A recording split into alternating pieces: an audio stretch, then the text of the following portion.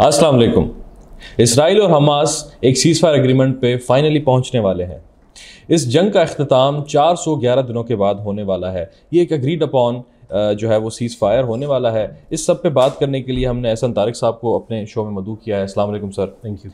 इस seize fire के हवाले से अगर मैं आपको थोड़े से पॉइंट्स बताता चलूँ तो ये एक 6 वीक सीज़ फायर होगा जो कि इन्फोर्स होगा फ्रॉम संडे, और ये दूसरा सीज़ फायर होगा जो कि इसराइल और हमास की जंग के बाद स्टार्ट हुआ है। पहला seize fire could not last for days क्योंकि वो एक ऐसा सीज़ फायर था जिसके अंदर फेजेस एक्सटेंसिव टाइम के लिए डिज़ाइन नहीं किए गए थे। ये एक ऐसा सीज़ फायर है जो कि कॉम्प्रिहेंसिव प्लान के साथ प्रोवाइड किया गया है। 42 डेज़ का ये एक प्लान होगा जो कि फर्स्ट फेज़ होगा। उसके बाद इसका सेकंड और थर्ड फेज़ 16th जो है वो वर्किंग डे से स्टार्ट होगा।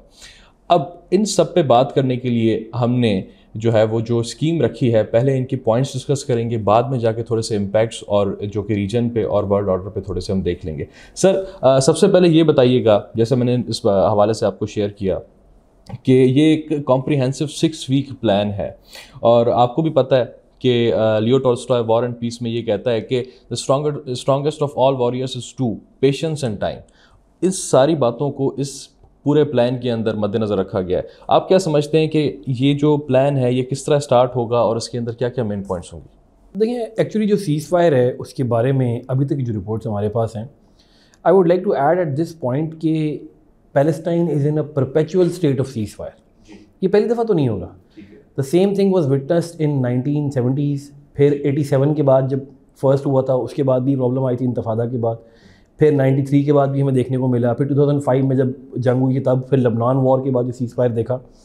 तो बड़ा अच्छा एक मुझे लाइन लगती है उनकी, वो कहते हैं we are living in a perpetual state of ceasefire. तो फ़लस्तीन के मसले सीज़ फायर से हल नहीं हो रहे, ना ही हो सकते। पहले तो इस पॉइंट को, एलिफेंट इन द रूम है, इसको एड्रेस करके साइड पर रख लेते हैं। अब उसके बाद बात करते हैं कि जो करंट सीज़ फायर है, जो आपने अच्छा हमारे नाज़रीन को ऐड कर दिया कि it's a second seize fire जो कि पहला फ्लॉप हो गया था। तो that seize fire is expected कि ये रिजल्ट्स बेयर करेगा। 6 हफ्ते की फाइटिंग स्टॉप रहेगी, ह्यूमैनिटेरियन एड को इजाज़त दी जाएगी, रेड क्रॉस, एमनेस्टी इंटरनेशनल उनकी एड आएगी, फूड के जो ट्रक्स हैं जो काफ़ी अर्से से रुके हुए हैं वो खोला जाएगा, पोर्ट्स के अंदर से कुछ एंट्री हो जाएगी। और अगेन जो दो बड़े प्लेयर हैं, इजिप्ट और हमारे पास USA, कतर, ये 3 बल्कि बड़े प्लेयर्स हैं, इन्होंने काफ़ी काम किया हुआ है। अभी मैं रिसेंटली पढ़ रहा था, बल्कि एक आपने डोनाल्ड ट्रंप साहब का बयान सुना होगा, तो हालांकि ये सीज़ फायर हैंडल करने में बाइडन साहब का रोल है, लेकिन उन्होंने अपने स्पेशल एनवॉय का नाम भी ले दिया है कि बेसिकली ये मेरी वजह से हुआ। उन्होंने खुद को क्लेम करवाया, पाकिस्तानी गेम वहाँ भी स्टार्ट हो। बिल्कुल। बट इसमें कोई शक नहीं है कि डोनाल्ड ट्रंप का इसमें डेफिनेटली रोल है। नेतन्याहू के साथ जो पुराने ताल्लुकात हैं ट्रंप के, वो उसने इस्तेमाल किए हैं। तो सीज़ फायर से for the sake of the current dilemma हम अच्छी उम्मीदें लगा सकते हैं, लेकिन क्या वो एक ब्रॉडर लेवल के ऊपर पैलेस्टाइन के इशू को एड्रेस कर पाएगा? आई डोंट थिंक सो, मुझे नहीं लगता है। सर इसमें थोड़े से अगर पॉइंट्स फर्दर ऐड कर लें तो इसके जो मेन पॉइंट्स में स्वैप ऑफ हॉस्टेजेस भी आता है।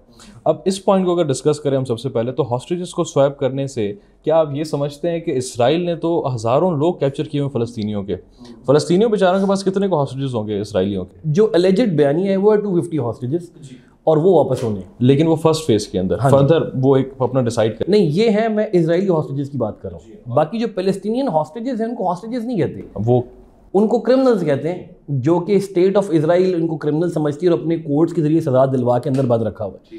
उन क्रिमिनल्स के बारे में डील से बात हो रही है, और उसमें हमास की जो सेकंड टियर लीडरशिप है उसके कुछ लोग मौजूद हैं। और यहाँ पे क्योंकि हम हमास का तज़किरा कर रहे हैं, तो it should be noted that कि हमास की जो टॉप टियर लीडरशिप है वो डिस्ट्रॉय कर दी गई। ठीक है, कम्प्लीटली। ये याद होगा, मैंने इस पर पहले ही बात की थी एक दफ़ा कि cutting the head of the snake philosophy, जो अक्टूबर में हमने बात की थी कि ये काम किया जा रहा है कि हमास की जो टॉप लीडरशिप है बशमूल इस्माइल हानिया के, वो लोग नहीं चाहते थे सीज़ फायर, जबकि सेकंड और lower tier leadership plus West Bank के पास जो अल-फतह है वो, और जो पैलेस्टीनियन पीपल इन जनरल है, वो सब लोग सीज़ फायर चाहते थे after such a huge problem. लेकिन हमास की टॉप लीडरशिप में फिर याह्या सिनवार, इस्माइल हानिया, खालिद कुदूसी, इन सब को डिस्ट्रॉय कर दिया गया, टारगेट किलिंग की गई। हमास तो मेरे ख्याल में सर हिस्टोरिकली भी कभी भी इनके साथ टर्म्स पे सेटल नहीं हुआ। इवन जब PLO का दौर था, ऑस्लो अकॉर्ड्स थे, तब भी शायद हमास ने यही चीज़ें की। उस दौर में हमास नई नहीं बनी थी। 87 से 92 के दरमियान जो फर्स्ट इंतफादा हुआ था उसमें हमास नई इमर्ज करके आई थी। सुसाइड बॉम्बिंग्स और रॉकेट लॉन्चर्स को उन्होंने अपना मोड ऑफ ऑपरेंडाई इस्तेमाल किया था। फिर 2005 में जब से हमास ने पॉलिटिकल लीडरशिप हासिल की है, उसके बाद अल-फतह यानी PLO ये लोगों का जो मिलिट्री विंग अल्फा था, उनके साथ इनके प्रॉब्लम चल रहे हैं, इनकी आपस में किलिंग भी बहुत ज़्यादा बिल्कुल। सो हमास की टॉप लीडरशिप की डेथ, जो कि उस टाइम पर दुनिया के तमाम मीडिया, सो स्पेशली प्रो मुसलमान या प्रो इस्लामिक मीडिया था, इंक्लूडिंग अल जजीरा, वो इसको बहुत बड़ा प्रॉब्लम समझ रहा था कि जी टॉप लीडरशिप को टारगेट किया जा रहा है और ईरान में मार रहे हैं और पैलेस्टाइन गाजा में मार रहे हैं। लेकिन ब्रॉडर पर्सपेक्टिव के अंदर टॉप लीडरशिप की ही वजह से जो पूरा पीस प्रोसेस है वो ब्रेकडाउन का शिकार था, और उनके जाने के बाद ये प्रेडिक्शन ऑलरेडी कर दी गई थी, हमारी तरफ से भी की गई थी, कि अब इन द नेक्स्ट 2-3-4 मंथ्स ये काम हो जाएगा। सो वो स्टार्ट में आके I think that would be very grand statement from Trump. उनके पास एक बड़ी सी स्टेटमेंट हो जाएगी 28 जनवरी को। अगर वो ओथ लेते हैं तो उससे पहले 2 बड़े मसलों में से एक मसले को हल कर चुके हैं, और सेकंड भी अगला मार्च से पहले उसके भी सोल्यूशन निकल जाएगा। अच्छा सर, यूएस की आपने बात की, तो इसी रिपोर्ट्स के मुताबिक जब हमने फाइंड आउट किया, देखा, तो हमें इस बात का अंदाज़ा हुआ कि यूएस के भी कुछ जो है वो लोग हॉस्टेजेस गाज़ा के पास हैं, वो भी उन्होंने कहा है कि वो रिटर्न करेंगे। तो इससे क्या यूएस की जो इम्पोर्टेंस है वो वापस, एक तो देखिए रेलेवेंस तो है इसकी, अब ये जो स्टेप इन्होंने ये ले रहे हैं, इससे क्या जो फ़लस्तीनी हैं उनके लिए सेंटिमेंट्स यूएस कुछ रखेगा या बाद में उनको फिर वापस जैसे पहले करता साइडलाइन कर देता? देखें, यूएस का चाहे वो बाइडेन एडमिनिस्ट्रेशन हो या ट्रम्प हो, वो हमेशा से एक इजरायली एजेंडा लेकर चलें। To consider for a moment that USA will become a sympathetic thing toward, या उनकी सिंपैथी डेवलप हो जाएगी toward Palestinian, it's a fallacy. ये एक चाइल्ड्स ड्रीम है, ऐसा कुछ भी नहीं होगा। और अभी भी जो सीज फायर हो रहा है, इसके लिए मैं ये लफ्ज़ यूज़ करूँगा कि this cease fire represents the collective guilt of the western communities towards the Palestinian. ये 46,600 लोग मारने के बाद एक कलेक्टिव गिल्ट का गम्माज है, अक्कासी करता है कि अब वेस्ट को फील हो गया कि बहुत ज़्यादा बंदे मर गए। So the figure 46,600 should be kept in the mind of every civilisation जो वेस्ट के साथ डील करती है, कि जब आपके इतने बंदे मर जाएंगे तो वेस्ट को शायद थोड़े से आइडियाज़ होना शुरू हो जाए। And that counts for US as well, कि अमेरिका को भी ये एहसास नहीं हो रहा। वो जो प्रोपोर्शनेट रिस्पॉन्स की बात की जाती है, उसमें वो डिसप्रोपोर्शनेट किलिंग की वजह से आ रहा है। आपने हॉस्टेजेस की बात की, तो इतने हॉस्टेजेस हमास के पास अमेरिकन नहीं है जितने अमेरिकन जर्नलिस्ट और एड वर्कर्स इजराइल ने मार दिए। 11 करीब वो लोग मार चुके हैं, जिसमें न्यूयॉर्क की कुछ बड़ी ऑर्गेनाइजेशन के वर्कर भी वहाँ पर काम कर रहे थे, और उनके बारे में कोई बात नहीं करता, और nobody wants to talk about them. So yes, it is going in the right direction, but too little too late. अच्छा सर, एक और बात मुझे यहाँ पे याद आती है गांधी की। वो कहता है कि an eye for an eye will only make the world blind.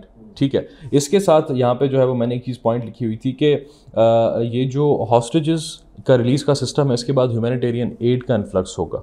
बस ह्यूमैनिटेरियन एड का इन्फ्लक्स, क्या ये इनकी रियलाइजेशन है? जैसे कि आपने देखा कि world food organisation, world trade organisation, WHO, इन सब ने भी इस बात को क्लेम किया है कि भाई हमें जो है वो रास्ते दिए जाएं। चेयरमैन साहब का बयान है, चेयरमैन साहब का बयान हुआ है। तो वो सब क्या इस बात को मद्देनजर नहीं रख रहे कि यार इसराइल जो है वो बेसिक एक हर्डल है और आगे भी वो हर्डल्स पैदा कर सकता है, क्योंकि इस सीज फायर डील की एग्रीमेंट तक पहुंचने के बाद भी कल गालिबन जो है वो इसराइल ने एक और हमला किया है, उसमें 12 लोग और मरे, हेल्थ मिनिस्ट्री के लोग और मरे। तो क्या ये वाकई सस्टेन कर पाएगा इस हवाले से?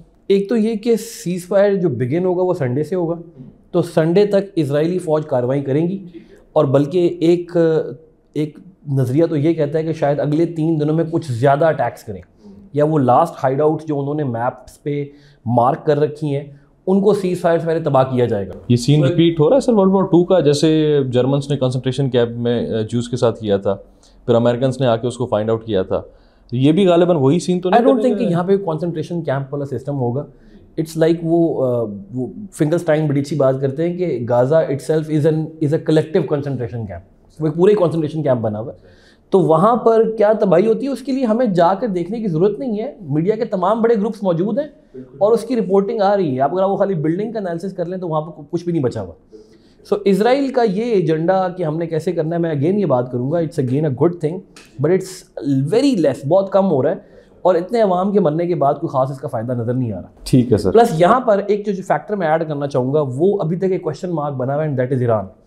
ईरान की कोई बड़ी स्टेटमेंट नहीं आई, उन्होंने खैर मकदम किया है सीज़ फायर का, लेकिन ईरान वाज द कंट्री जिसके बारे में पिछले 6 महीने में सबसे ज़्यादा बात की गई है, इंटरनेशनल पोर्टफोलियो में सबसे ज़्यादा लेवल पे एंगेजमेंट रखी है, और इजराइल को डायरेक्टली कॉन्फ्लिक्ट देने की कोशिश भी ईरान ने की है, बैलिस्टिक मिसाइल अटैक किया था। सो ईरान इस मामले पे खामोशी इख्तियार किए हुए। अब ये बात समझनी कि क्या ईरान कंप्लिसिट है वो इस डील का कहीं बैकग्राउंड पे पार्ट है, क्योंकि हमें ये तो पता है कि ईरान और यूएसए की बैकग्राउंड डील चल रही है।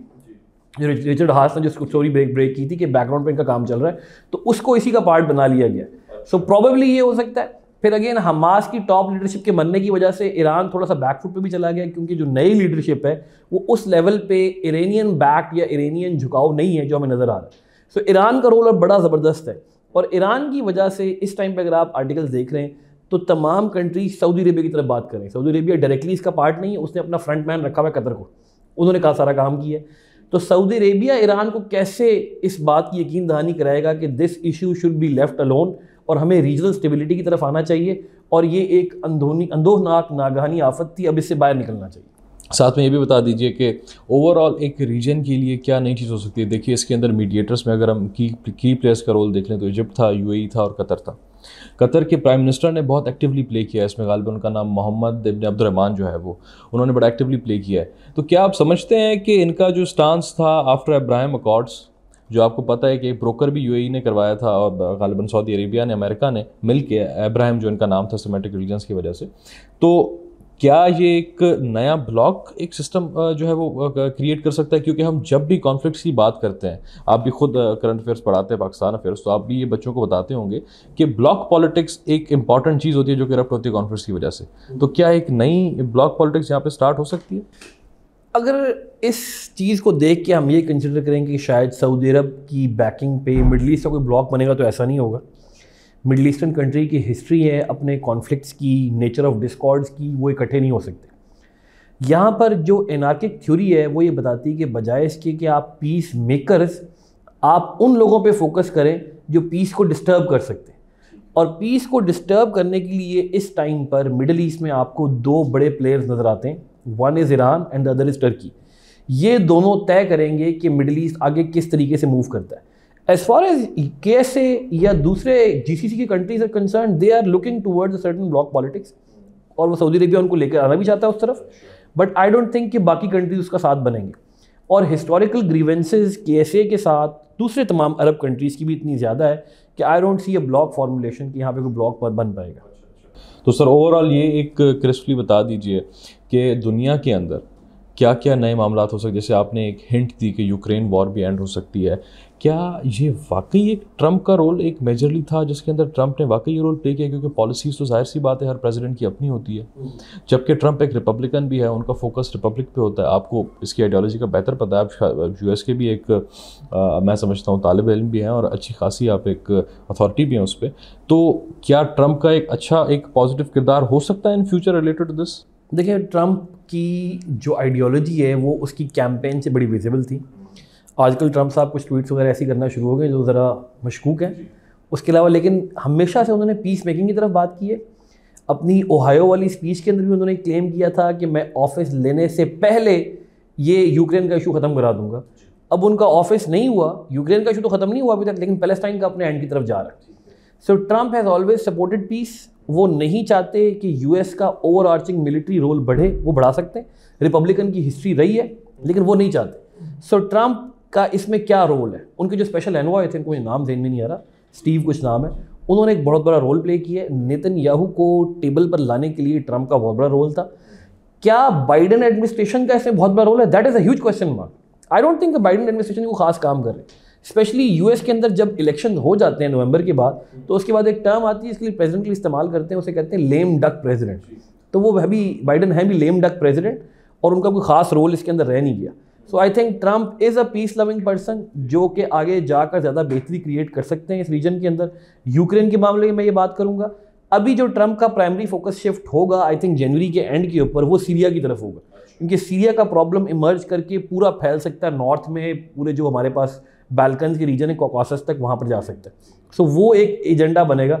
अब पाकिस्तान में ट्रंप क्या करते हैं उस बारे में हम पहले भी प्रेडिक्शन दे चुके थे, अब दोबारा भी दे देते हैं कि पाकिस्तान में एक शख्स के लिए ट्रंप के आने की वजह से काफ़ी चेंजेस आएंगी। पिक्चर भी देख सकते हैं। जी जी जी, कैदी नंबर 804, इनके लिए चेंजेस जरूर आएंगे।